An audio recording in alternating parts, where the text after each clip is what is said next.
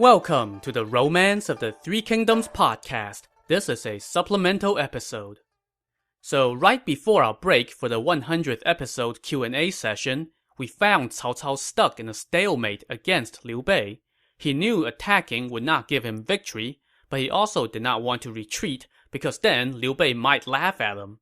His secretary, Yang Xiu, was clever enough to deduce his master's quandary from the password he handed out for the night watch: chicken ribs. Chicken ribs, Yang Xiu explained, had no meat to eat, but enough flavor that he did not want to just throw it away, making it a metaphor for Cao Cao's present predicament. So Yang Xiu decided that this meant Cao Cao's heart was not in waging a real war, and that he would soon pack up and go home. So Yang Xiu figured he should get a head start on the packing part. When Cao Cao found out, though, he was enraged and had Yang Xiu executed for spreading rumors that hurt the army's morale. As I mentioned toward the end of episode 92, there was more to this than just chicken ribs. In this supplemental episode, I'm going to tell you about the backstory between Yang Xiu and Cao Cao, which provides a warning in being too clever for your own good. So one time, while he was still prime minister, Cao Cao went to inspect a garden that his workers had just finished constructing. After making the rounds, Cao Cao did not say a word, and simply picked up a brush and wrote the character for alive on the door. The workers were all befuddled, but Yang Xiu was all too happy to explain. When you put the character for alive inside the character for door, he told them, it forms the character for wide. His Excellency is saying the door is too wide. So the workers rebuilt the door and asked Cao Cao to come back and take another look. This time, Cao Cao was satisfied, and he asked the workers who had understood his meaning. When they told him that it was Yang Xiu, Cao Cao outwardly praised his secretary's smarts, but inwardly became wary of the man, because Cao Cao did not like the idea of anyone knowing what's on his mind. On another occasion, Cao Cao received a box of shortbread from the north, which was considered a delicacy. Cao Cao wrote the characters "one box of shortbread" on the lid and set the box on his desk. Later, while Cao Cao was out, Yang Xiu came in and saw the box. After reading Cao Cao's writing, he had the audacity to open the box and share its contents with others. When Cao Cao came back and found someone had helped themselves in his absence, he demanded to know why they had, sharked their lord's dessert.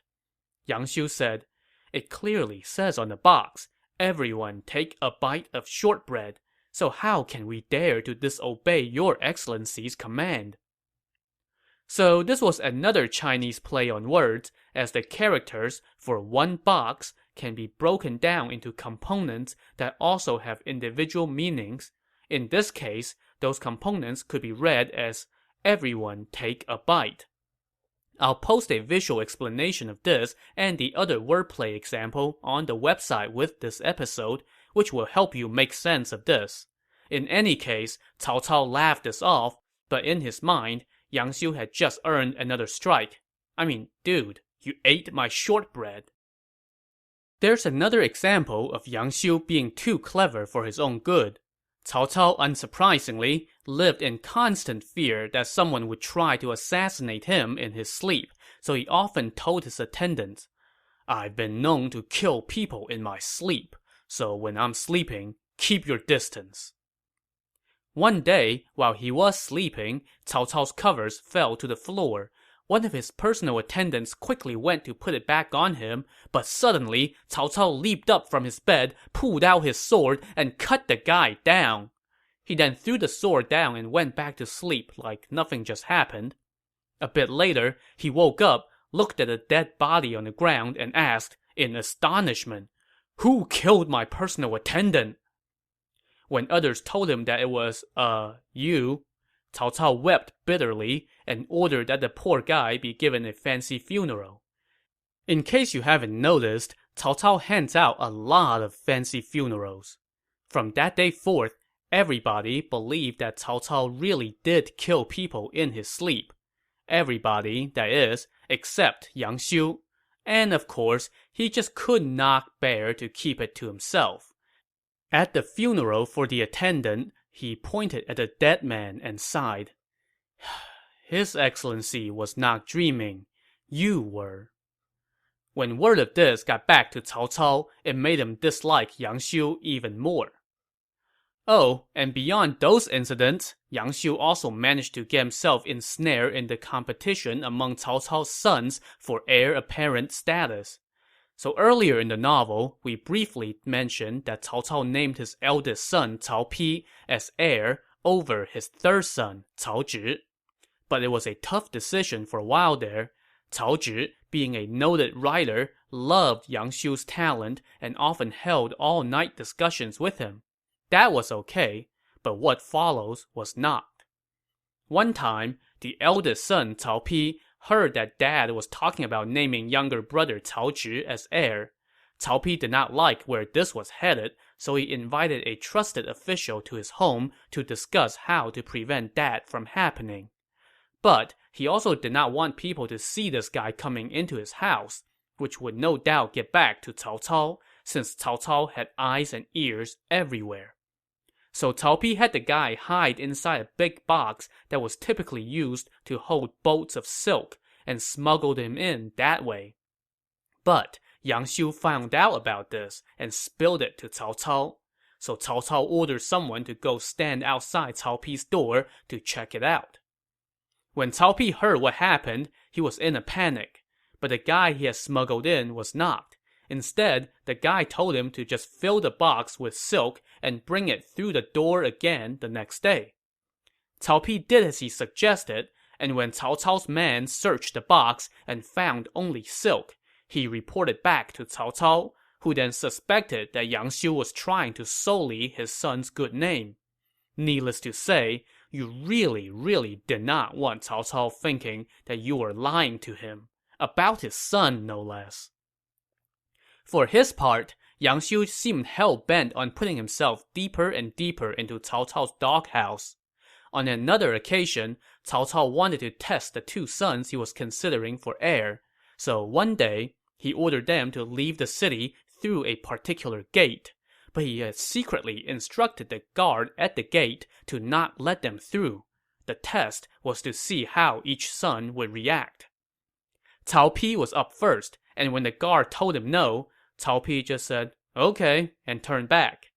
When Cao Zhi caught wind of this, he consulted with Yang Xiu, who told him, you have been ordered by His Highness to go out through the gate.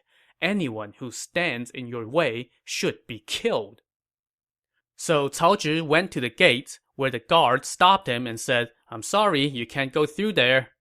Cao Zhi promptly said, I am acting on orders from His Highness. Who dares to stop me? And he cut down the guard right then and there. So how did Cao Cao react? Well, he was very impressed by Cao Zhi and his bold action. Or, he was impressed until he found out that it was Yang Xiu who had told Cao Zhi what to do.